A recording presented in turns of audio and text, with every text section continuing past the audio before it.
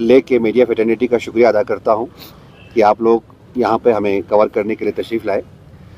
आज की आप लोगों के साथ मुखातिब होने का मकसद, आप सब जानते हैं कि पिछले 1.5 महीने से तकरीबन करगिल में एक पॉलिटिकल क्राइसिस चल रहा है हिल काउंसिल को लेकर, तो जिसमें नेशनल कॉन्फ्रेंस और इंडियन नेशनल कांग्रेस के माबैन एक एग्रीमेंट हुई थी, एजेंडा ऑफ एग्रीमेंट साइन हुआ था, एजेंडा ऑफ अलायंस साइन हुआ था, जिसमें दोनों पार्टीज़ ने जो है जो 5 साल की मुद्दत है हिल काउंसिल की, उसको 2.5 सालों में बांटा गया था कि पहला 2.5 साल जो है वो नेशनल कॉन्फ्रेंस जो है वो गवर्न करेगी और दूसरा जो 2.5 साल है वो इंडियन नेशनल कांग्रेस गवर्न करेगी।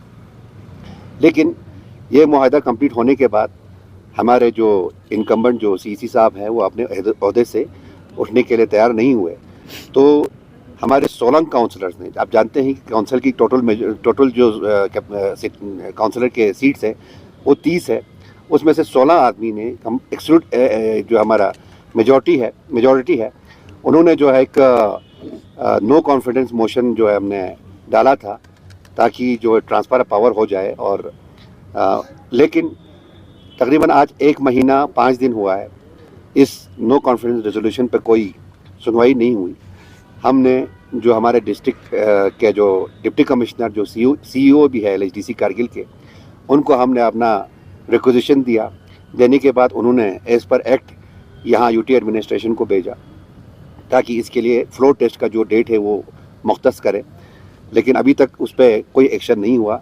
तो इसी सिलसिले में पिछले दिनों हम चीफ सेक्रेटरी साहब से भी मिले थे कारगिल में, तो उन्होंने भी हमें एश्योरेंस दिया था कि जल्दी से जल्दी हम इस पे जो है कोई कार्रवाई करेंगे। तो आज हम 16 काउंसलर के साथ जो हमारे पार्टी फंक्शनरीज हैं, जिसमें पार्टी प्रेसिडेंट्स है, जनरल सेक्रेटरीज है दोनों पार्टियों के, आज हम एलजी साहब से मिले और हमें खुशी है कि एलजी साहब का रिस्पांस बहुत पॉजिटिव था। उन्होंने कहा कि बहुत जल्द अज जल्द जो है हम इसमें ये कोई ना कोई फैसला करेंगे और करके, क्योंकि सबसे बड़ा इस वक्त जो चैलेंज है हमारे सामने वो जनरल काउंसिल मीटिंग का है। आप जानते हैं कि जनरल काउंसिल मीटिंग के अप्रूवल के बगैर कोई भी आपका बजट वगैरह वो ये नहीं होता है, अप्रूव किए बगैर वो रिलीज़ नहीं होता है। तो वर्किंग सीज़न हमारे पास लिमिटेड है, तो इन तमाम चीज़ों को हमने ऑनरेबल एलजी साहब के गौशगुजार किया, तो उन्होंने हमें बहुत ही अच्छे तरीके से हमें सुना और बहुत ही पॉजिटिव उनका रिस्पॉन्स था। तो उन्होंने यही बताया कि within no time, within few days जो है हम इसका हल निकाल के जल्दी से जल्दी फ्लोर टेस्ट का हम डेट निकालेंगे। तो हम इसी उम्मीद को लेकर जा रहे हैं। 16 काउंसलर हैं, 16 काउंसलर समझे तो मिनिमम अब 5-5 हज़ार के कॉन्स्टिट्यूंसीज अगर लेके भी चलेंगे तो 65,000 लोगों को जो है पब्लिक रिप्रेजेंटेटिव्स के थ्रू उन्होंने आज पैगाम दिया है कि हम जल्द अज जल्द जो है इस पर कार्रवाई करके इस पर अमल करेंगे। तो हमें उम्मीद है कि बहुत जल्द विद इन 2-3 डेज जो है फ्लोर टेस्ट का डेट आ जाए। आने के बाद जो है हम अपना जो जिसका भी मेजॉरिटी होगा वो शो करें, करने के बाद जो नई डिस्पेंसेशन या एग्जिस्टिंग डिस्पेंसेशन जो भी हो, जल्दी से जल्दी हम प्लान मीटिंग को मुनक्कद करें। इसी सिलसिले में आप लोगों को हमने आज तकलीफ़ दिया ताकि हम लोगों तक जो है आज हमारे जो और एलजी साहब के दरमियान जो मीटिंग हुई उसके बारे में थोड़ा तफसीलात आप लोगों को दें। बाकी एलजी साहब और हमारे फॉर्मर सीसी साहब फिरोज साहब भी यहाँ पे है, रसूल साहब भी यहाँ पे, ये भी आप लोगों से मुखातिब होंगे। वैसे तो नासिर साहब ने पूरे तफसीलन आप लोगों के सामने रखी। मैं सबसे पहले ऑनरेबल एलजी साहब का मैं शुक्रिया अदा करता हूँ। एक तो बहुत ही शॉर्ट उसमें कल शाम हमने इनसे अपॉइंटमेंट के लिए लिखा था, तो आज उन्होंने अपॉइंटमेंट हमारा निकाल के हमसे मिलने का टाइम हमें दिया।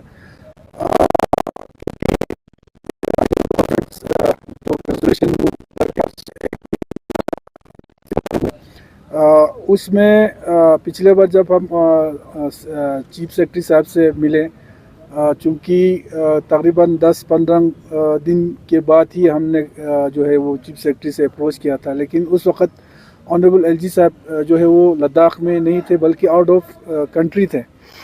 तो उस वक़्त भी सीएस साहब ने बड़े ही जो है उस वक़्त भी हमारे 16 के 16 काउंसलर्स उनसे मिले थे। हमारे जो भी ग्रीवेंस है उन्होंने सुना और एश्योरेंस दिया था कि एलजी साहब के वापस आने के बाद उनके सामने रखेंगे और इसमें कोई ना कोई जो है रास्ता निकालेंगे। लेकिन उसके बाद एलजी साहब से पहली बार आज हम लोग मिल रहे हैं इस सिलसिले में, तो बहुत ही अच्छा रिस्पॉन्स मैं समझता हूँ आज एलजी साहब का हमें देखने को मिला। चूँकि वो कंट्री से बाहर थे, लद्दाख से बाहर थे, इसमें टाइम जो है वो इसमें निकल गया, तो हमें एक उम्मीद जो है आज के मीटिंग से ये जगह है। जैसे कि नासिर साहब ने जो कहा, ख़ासकर खुसूसन ये जो काउंसिल के को जो जिस तरह से आज का हालात है उसमें हमारे जो कैपेक्स जो प्लान है जो वो अप्रूव नहीं हो रहा है, उस वजह से पूरे डेवलपमेंटल जो काम है पड़े हैं। वर्किंग सीजन हमारे पास बिल्कुल है नहीं, कम है, उसमें से ऑलरेडी 2-3 महीना गुजर गए हैं। विद इन डिस्ट्रिक्ट हमारे द्रास जैसे, संस्कार जैसे इलाके तो और भी आपके मौसमी हालात का आपको पता है।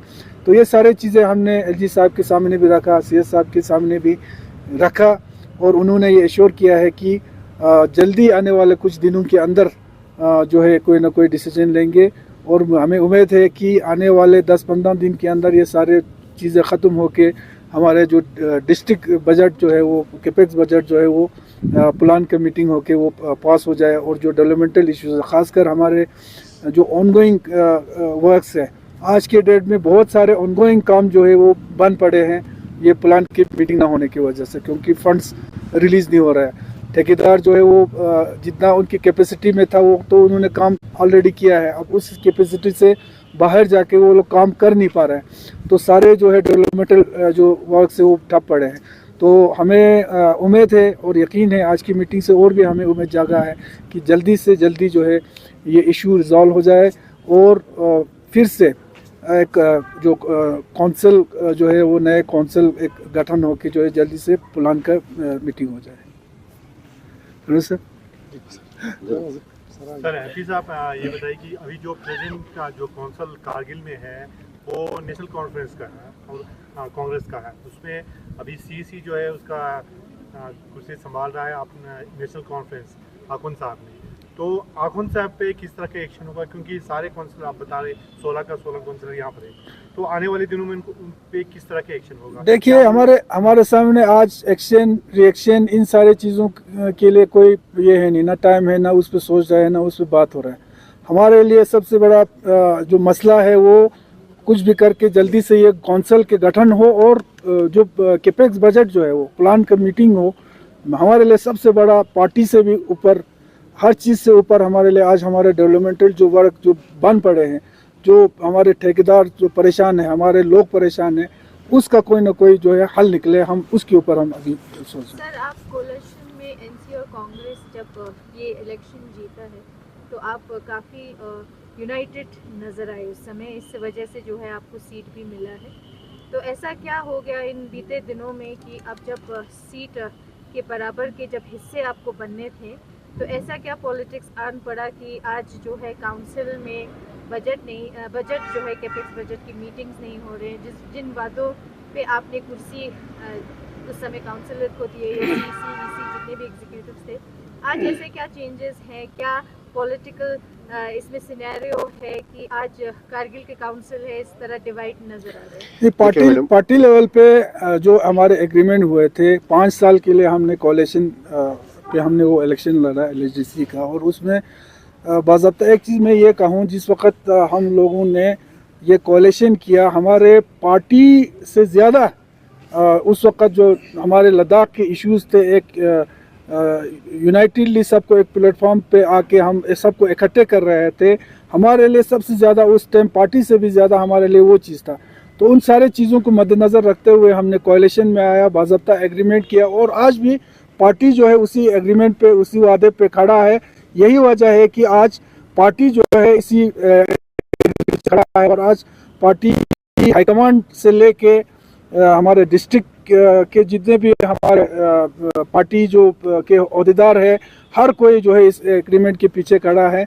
हाँ, इसमें हमारे सीसी साहब ने जो 2.5 साल के बाद उन्होंने छोड़ना था वो अभी छोड़ा नहीं है, तो उसके वजह से हम लोगों को ये जो नो कॉन्फ्रेंस मोशन हमको मूव करना पड़ा।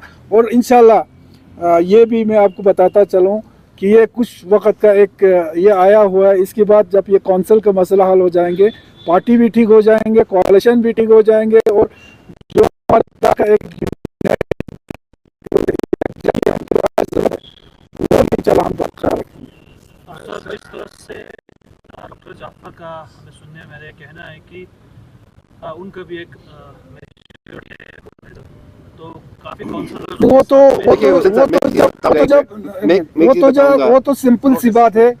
जब आपका फ्लोर टेस्ट आ जाएंगे, अगर अच्छी बात है, अगर डॉक्टर के पास मेजोरिटी, तो ये तो एक डेमोक्रेटिक एक प्रोसेस है।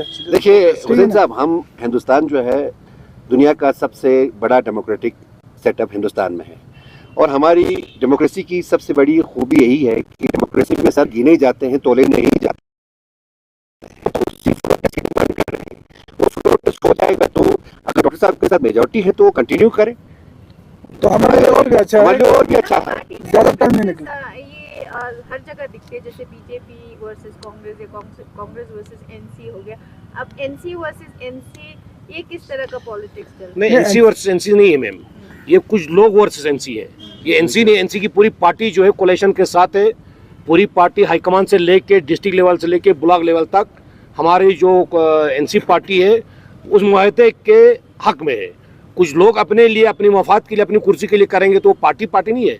पार्टी जो है पूरे जो है इसे जो कमर अली आखौन साहब ने दस्तखत करके गए थे मरहूम ने, जो हम 5 आदमी यहाँ पर बैठे हमने दस्तखत किया है, पूरी पार्टी जो है इस कोलेशन के साथ है, इस मुआहदे के साथ है। अब इंडिविजुअल कोई कुर्सी की लालच में करे उसके लिए कोई कुछ नहीं कर सकता है, उसके लिए कोई चारा नहीं है हमारे पास। सर, क्या लग रहा है कि कोई ताकत जो है, बारूनी ताकत जो है, कोई यहाँ काम कर रहा है?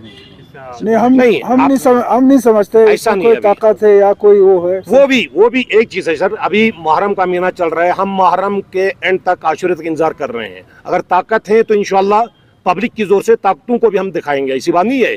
लेकिन आज एलजी साहब ने जो हमें वादा दिया है, चीफ सेक्रेटरी ने वादा दिया है, हमें पूरा उम्मीद है कि यूटी एडमिनिस्ट्रेशन जो है डेमोक्रेसी के साथ है, कानून के साथ है, एक्ट के साथ है। तो अगर खुदा ना खास्ता ना होता है फिर तो जमहूरियत है, सड़क पड़ा हुआ है, लोग पड़े हुए हैं, शुरू हो जाएगा स्टेशन है, वो बात नहीं है, चूंकि तो कोई नहीं बैठेगा। लेकिन हम यूटी एडमिनिस्ट्रेशन को भी मौका देना चाहते हैं, इसीलिए 16 काउंसलरों का आज हमने परेड कराया है एलजी साहब के सामने खड़ा करके। क्योंकि जैसे आपने अभी बोला कि डॉक्टर साहब के पास 16 है, तो लाए ना 16 लेके आए। डॉक्टर साहब के पास तो 16 नहीं, हमारे पास 20 हैं। 16 तो स्टार्ट में हमने एक दस्तखत करके दिया है। जिस दिन नोटिफिकेशन निकलेगा इंशाल्लाह डॉक्टर साहब भी हमारे साथ होंगे, क्योंकि डॉक्टर साहब ने हमारे साथ वादा किया है नोटिफिकेशन निकलते ही मैं रिजाइन कर दूंगा। ये ऑन रिकॉर्ड है हमारे पास, और हमारी पूरी पार्टी के सामने ये जो है फैसला हुआ है। जिस दिन नोटिफिकेशन निकलेगा डॉक्टर साहब इंशाल्लाह हमारे साथ, वो भी हमारे भाई हैं। नेशनल कॉन्फ्रेंस वो अभी तक नहीं निकले हैं, वो नेशनल कॉन्फ्रेंस के पार्ट हैं।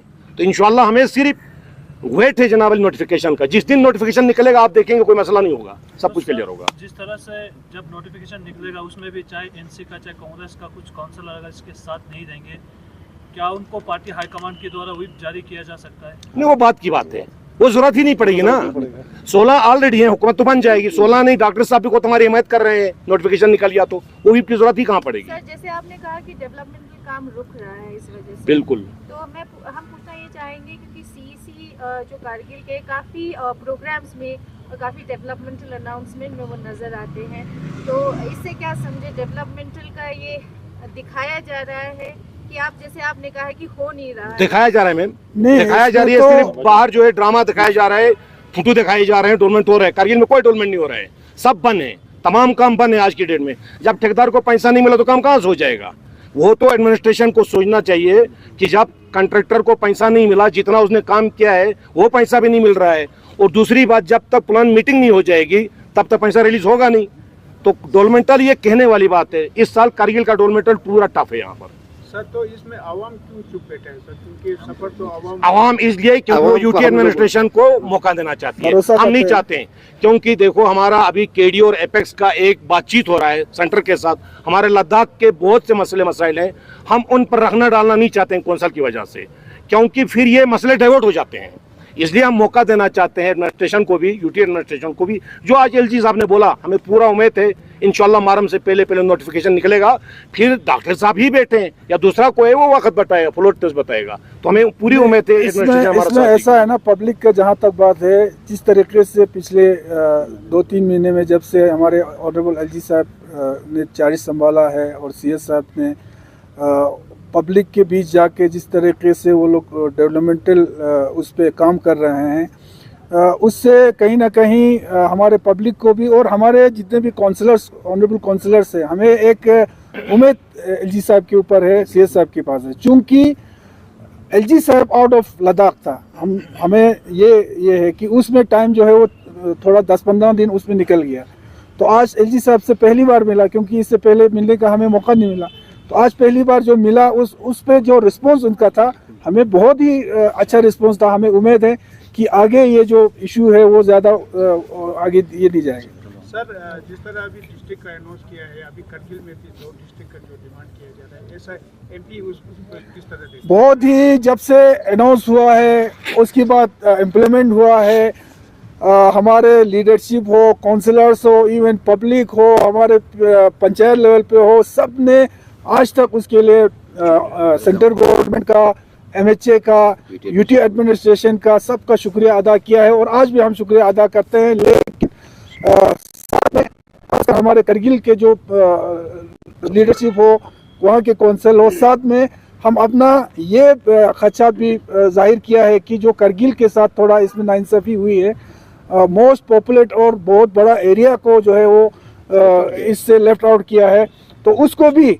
वक्तन फ़वक्तन, चाहे एमएचए में हो, ऑनरेबल होम मिनिस्टर साहब के साथ मैंने खुद कई बार, जब 3-4 बार मैं मिला हूँ, हर बार मैंने ये इश्यूज उठाया है। तो हर बार एक एश्योरेंस इस पे भी हमें, चाहे एमएचए से हो, चाहे यूटी एडमिनिस्ट्रेशन से हो, इन प्रिंसिपल हर किसी ने माना है कि हाँ वाकई ये इशू जो है ये एक जेन्युइन इशू है।